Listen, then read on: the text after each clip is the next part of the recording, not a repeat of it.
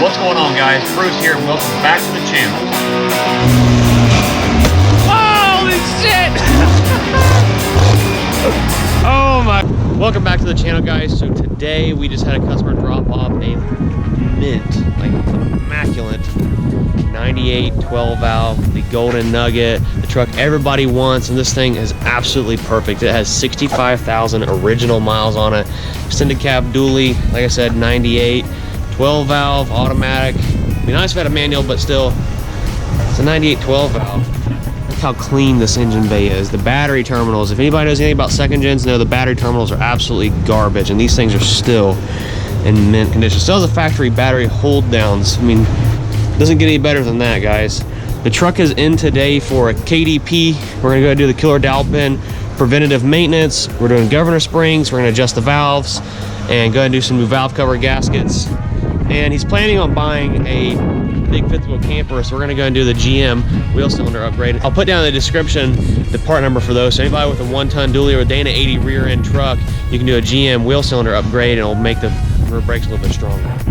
This truck has no rust anywhere, just a little bit of surface rust, nothing crazy. At one point it had a truck bed camper in the bed of it. You can see where the mounts are there and inside the bed. But this thing already has some ridiculous rear leaf springs. You can see the overloads look like regular leaf springs for a half-ton truck. And the interior is immaculate. The steering wheel looks perfect. Everything is perfect. It even has a dash mat. This is a dealer option dash mat that matches the factory seats, as you can see. Perfect match. Dash is perfect. Literally, there's nothing wrong with this truck. Everything looks perfect.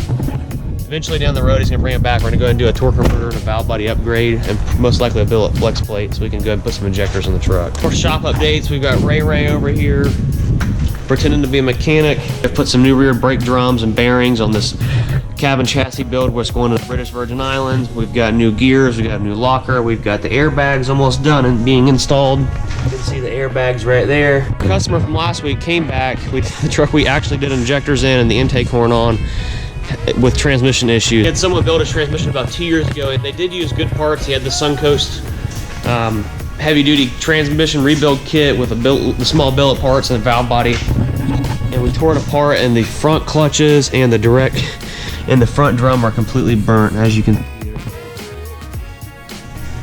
It is burnt. The front band is burnt, so we're gonna go ahead and do an overhaul on this transmission for him, and I'm gonna try to do a video on rebuilding the transmission. So we've already got it torn apart, as you can see, and we're gonna go ahead and get it rebuilt, but that will be in another video probably towards the end of the week of rebuilding the transmission. And last but not least, well, not last, but we have a shit ton of stuff going on in the shop right now, but we have a truck in the shop right now. We're doing injectors in. Pretty normal maintenance on anything 03 to 07 5.9 trucks. They have injector issues. Usually you go through a set of injectors before 150,000 miles. This truck actually has 225,000 miles on the factory injectors.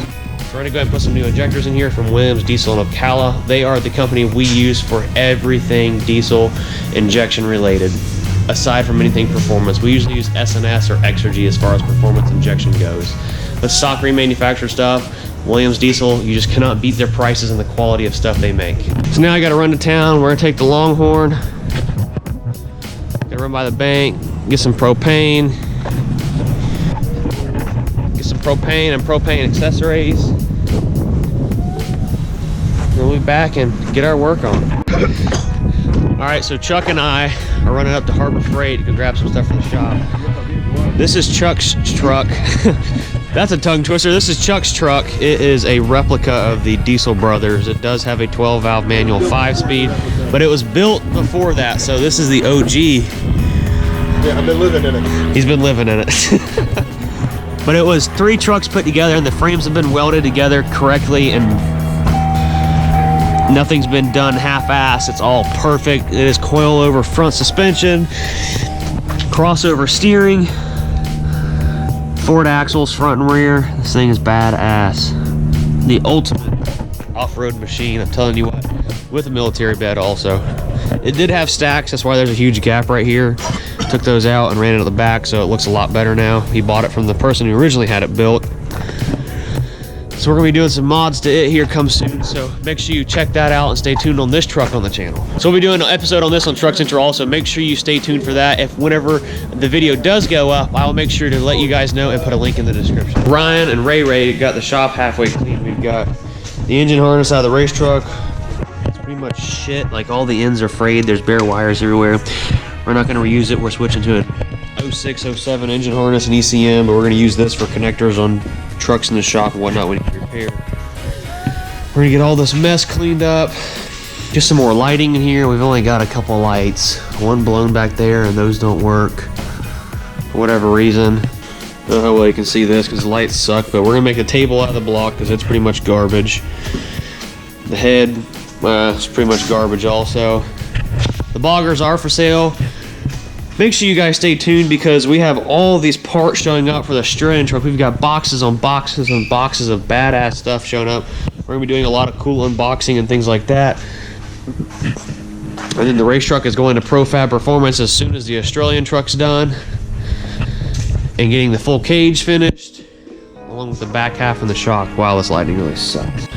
So on today's episode of Ray Goes to Duramax School.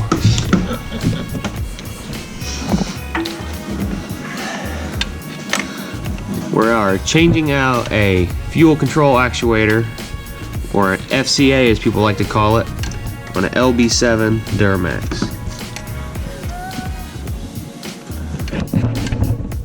When I tell you this, folks, you just can't make this shit up, right? So, as a mechanic and living in Dade City, Old Pasco County, we see some shit now.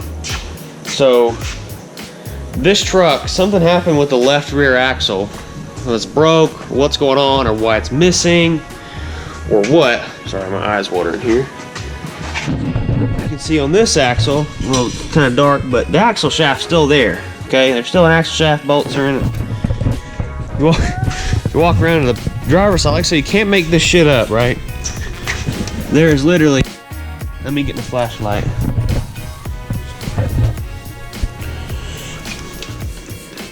There's a piece of aluminum covering the hub. A piece of aluminum. Oil leaking everywhere. I'm not gonna say who owns the truck. Or I think he just bought it, so it may have already been like this, but supposedly somehow he knows, whether he did or whoever had it before him knows that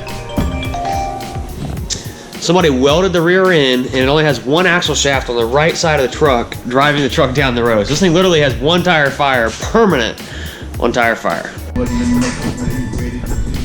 See this thing here, folks? You can really see it, there we go.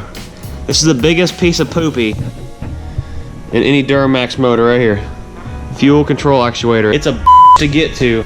Ray got two bolts out, I got the bottom one out. It's not fun to change at all, like whatsoever. You can kind of see the O-ring kind of messed up on it. These would cause your Duramaxes to have a high and low idle, run funny, make you think that has bad injectors.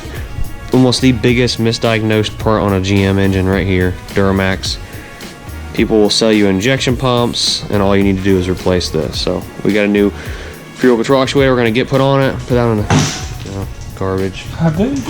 Got the new one over there, we're gonna get it installed. So Christian's got the Duramax finished up. As you've seen, that pesky FCA, guys, take into account, if you ever have any questions working on any diesel related anything, like tractors, anything crazy. I grew up working on farm equipment, that's how I got my diesel background. If you have any questions on how to repair, fix, or anything on your diesel truck, don't be afraid to give us a shout.